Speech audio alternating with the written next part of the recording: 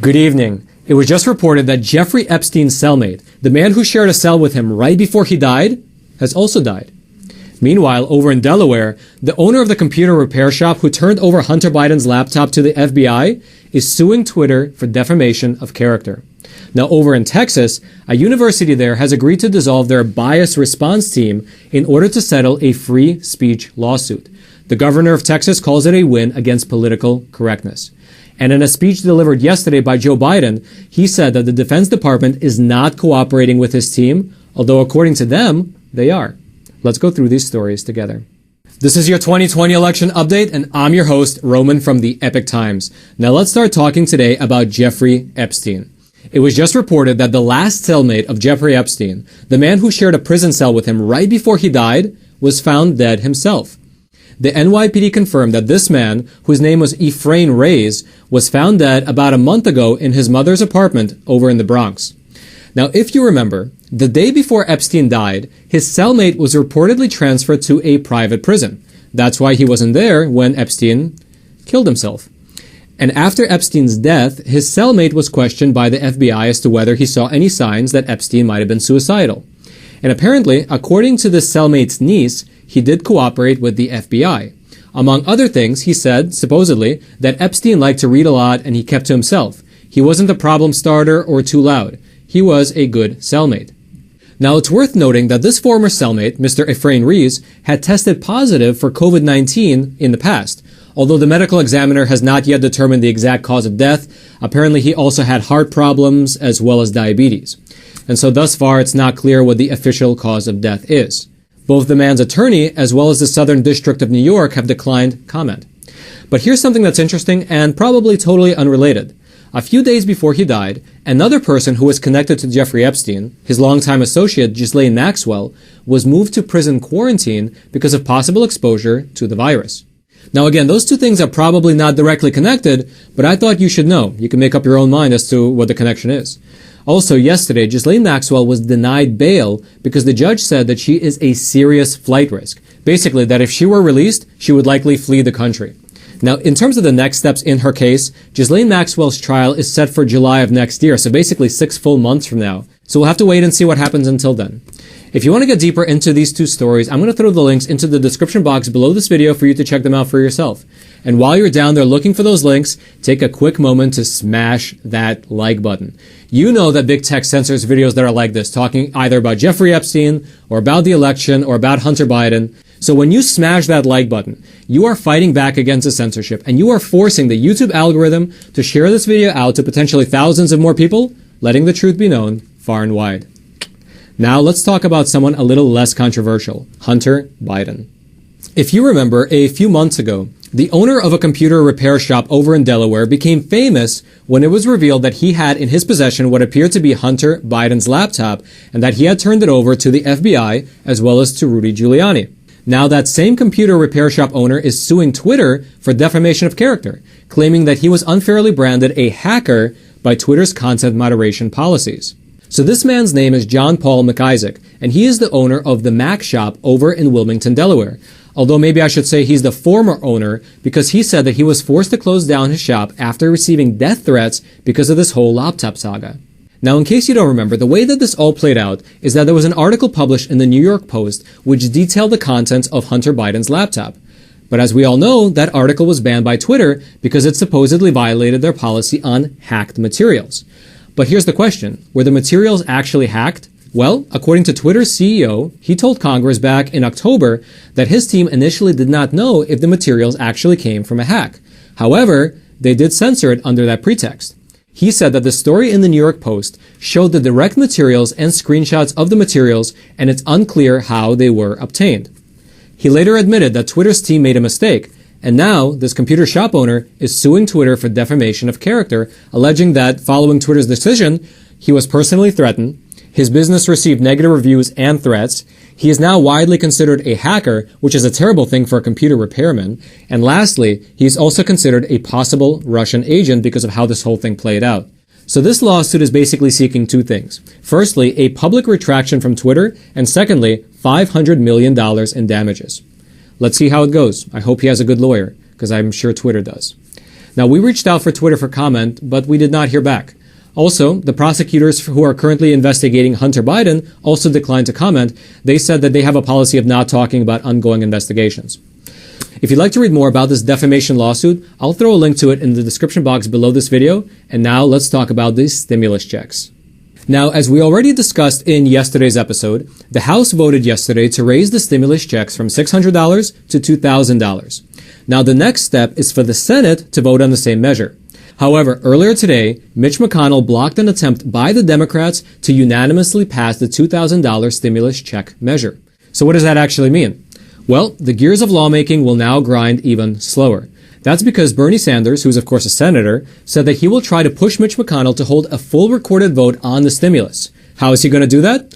Well, he said that he's going to delay the Senate's plan to override Trump's veto on the defense spending package unless Mitch McConnell holds a vote on the stimulus check measure. It's kind of a tit-for-tat move. Basically, Bernie Sanders will hold off vote on the defense bill while Mitch McConnell refuses to vote on the stimulus package. So we'll have to just see what happens there. It's still a developing story, and because President Trump has already signed the stimulus bill into law, the conclusion is ultimately that we are going to be getting stimulus checks.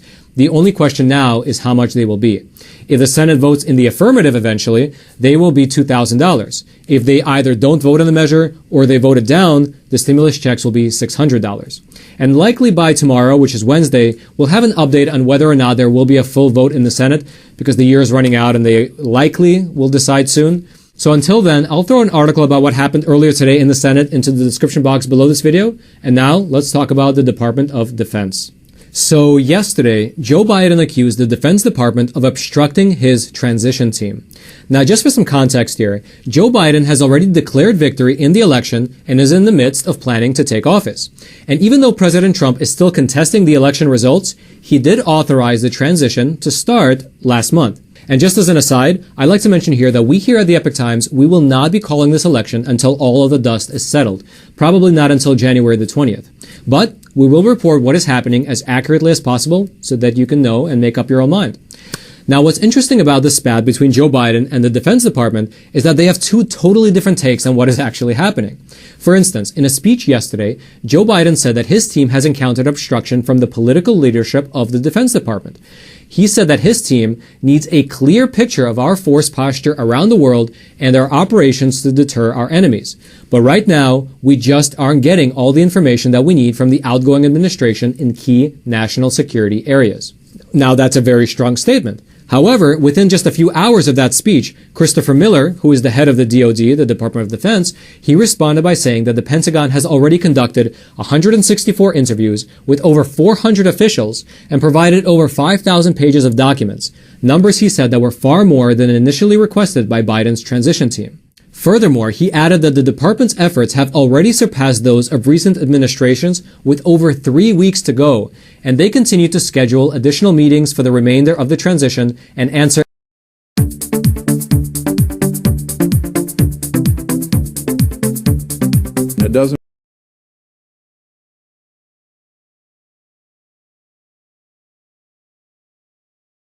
any and all requests for information.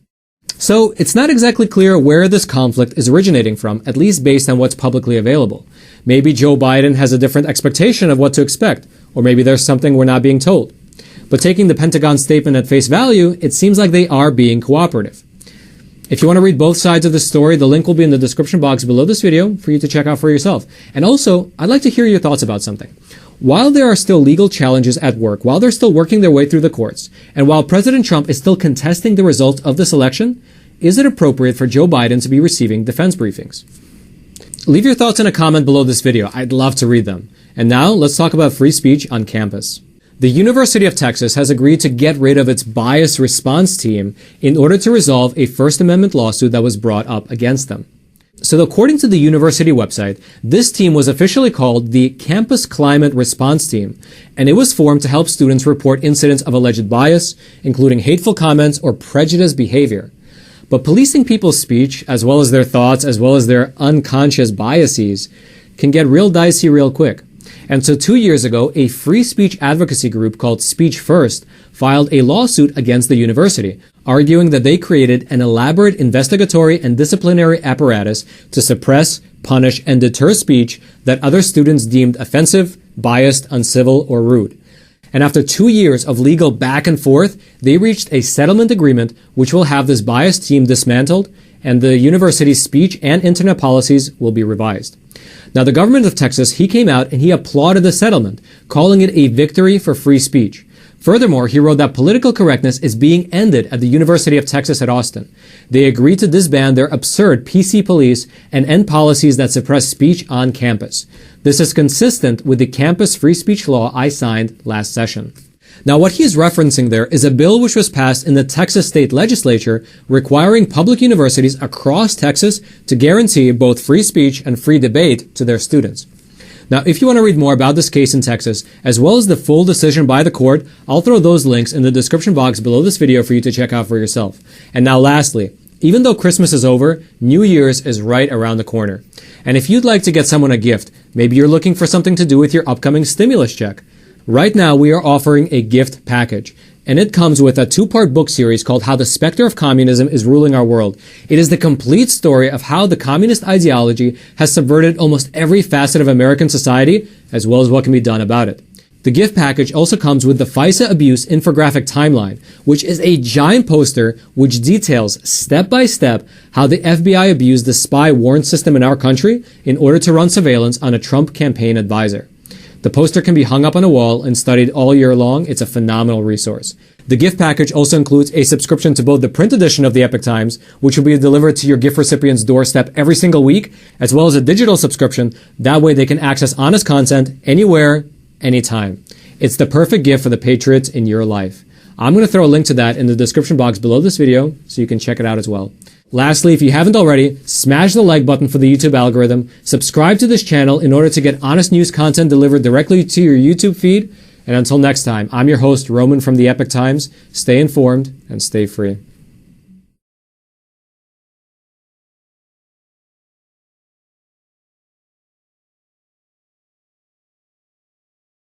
Let me start the hearing by saying this hearing should not be controversial.